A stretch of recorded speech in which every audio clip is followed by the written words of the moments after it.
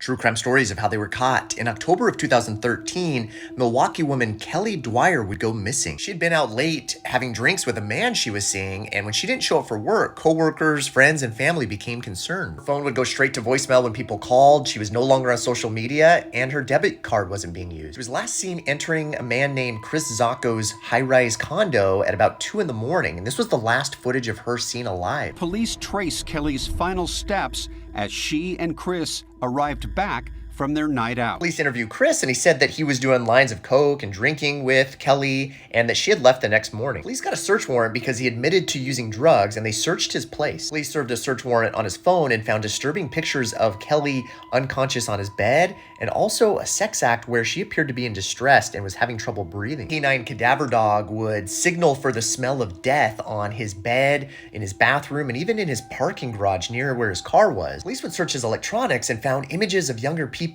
in a sexual way, and he was arrested for those crimes unrelated along with the drugs. This would give police time to build a murder case against him since it was mainly circumstantial. The day after Kelly's disappearance, police would get some clues from the surveillance cameras in his condo, but because they were motion activated, they didn't get a lot. Surveillance images would show Kris going back and forth to his vehicle multiple times and hanging around the trunk area. The night after Kelly went missing, Kris was supposed to have dinner with another woman he was seeing for over 3 years. This other woman would give police more clues. The woman said Kris showed up to dinner late and was not acting like himself. He was nervous and claiming that his phone was not working right.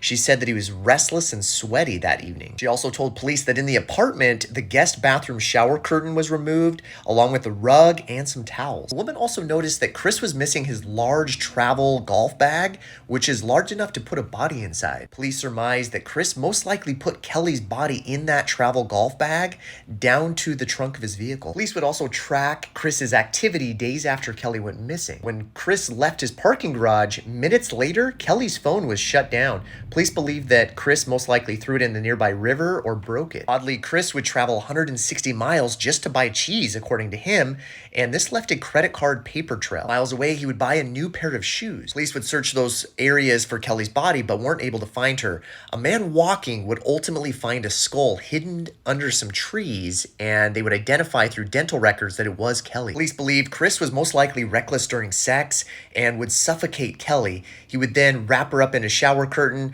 put her into his golf bag to the trunk of his car, and dump her body. Kris would get 31 years plus an additional 19 for his other crimes, and that was how he was caught. I'll do more of this case on my podcast later.